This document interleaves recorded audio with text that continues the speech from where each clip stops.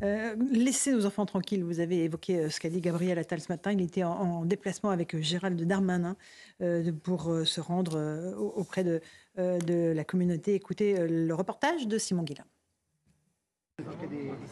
Objectif de cette visite, afficher le soutien du gouvernement à la communauté juive de France. Ces derniers jours, une vingtaine de personnes ont été interpellées sur le territoire pour des actes antisémites. Gérald Darmanin s'est montré intransigeant face à ceux qui commettraient de tels actes. Lorsqu'elles n'ont pas la nationalité française, j'ai demandé à tous les préfets de retirer les titres de séjour et de placer en centre de rétention administrative pour une expulsion immédiate de toute personne qui tient des propos antisémites qui évidemment menacent les personnes sur le territoire national. Des alertes ont également été remontées par des élèves. Face à cette situation, le ministre de l'Éducation nationale se montre là aussi très ferme. 10 000 policiers et gendarmes sont mobilisés pour protéger 500 bâtiments, dont les établissements scolaires. Laissez nos enfants tranquilles. Les enfants n'ont pas à être les victimes de ce déploiement et de ce déferlement de haine.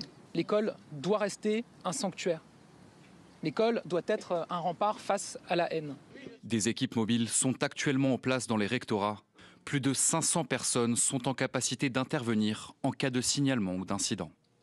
Éric Revel, laissez nos enfants tranquilles. Voilà ce qu'a dit Gabriel Attal. Décidément, le ministre de l'Éducation nationale a toujours les bonnes formules au bon moment. Bon, je mets de côté le petit volet politique. Oui, laissez nos enfants tranquilles.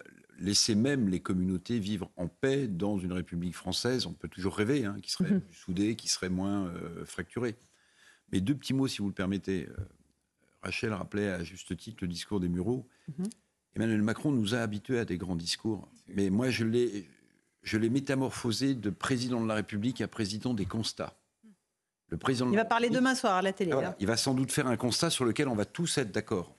Mais sur beaucoup de dossiers, on aura envie d'avoir un président de la République plus actif, qui prenne des décisions. Or, faire le constat, comme il l'a fait dans le discours des Mureaux, une semaine avant le drame Samuel Paty, c'est pas être dans l'action précisément.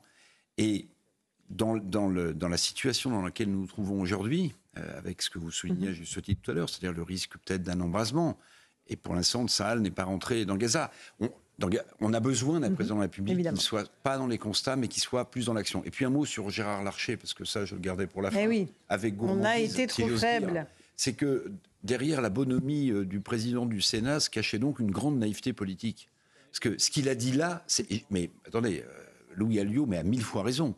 Mais faire le constat quand on est un homme politique madré comme Gérard Larcher, qui s'est fait élire pour la 3e fois au Sénat, que en fait la classe politique française n'a pas été à la hauteur sur plein de sujets, mais monsieur Larcher, pardon, mais attendez, mais quel constat vous faites là? Bien sûr. Karim, un mot. Oui, non, moi j'ai envie de faire confiance à notre communauté nationale, à tous les Français, quelle que soit leur origine, ou leur croyance, pour qu'ils démontrent leur capacité à refuser l'importation du conflit sur notre sol. On n'a pas à transposer et à importer le conflit sur notre sol, c'est inacceptable.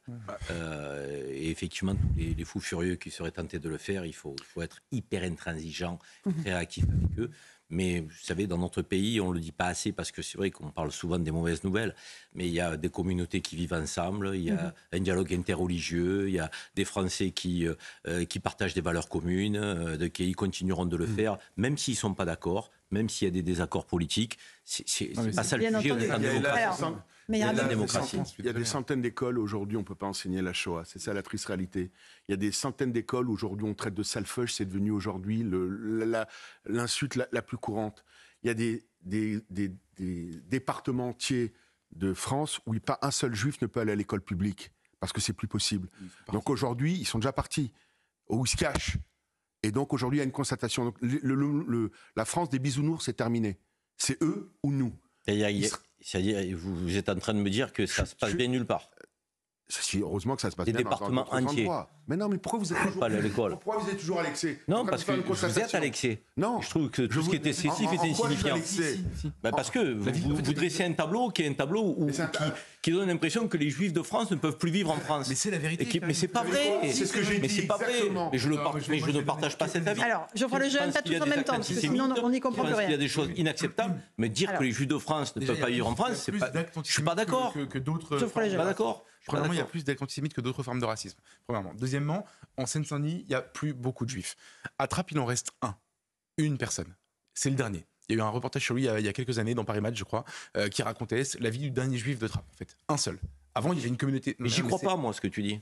Ah, mais c'est malheureusement la réalité. Non, j'y crois pas. C'est malheureusement. Alors, tu iras Des juifs de Seine-Saint-Denis, j'en connais, moi. Alors moi, j'ai grandi à connais. J'ai grandi à Bondy, J'en je faisais connais. du karaté là-bas. J'en connais. Il n'y en a plus un aujourd'hui. À Bondy, Blanc-Ménil. Et d'un exemple, au-delà de la Seine-Saint-Denis et des endroits... Trappes n'est pas en Seine-Saint-Denis, on le sait tous. Voilà, on le précise quand même que Trappes n'est pas en Seine-Saint-Denis. Oui, non, il y a Trappes et la Yvelines. Seine-Saint-Denis, pardon. Dans les Yvelines. Et au-delà, dans les Yvelines. Moi, j'ai grandi à côté, je connais bien. Et au-delà de ça, il y a aussi les Juifs qui font leur alia, en fait. Parce que la France, tout court, est devenue invivable.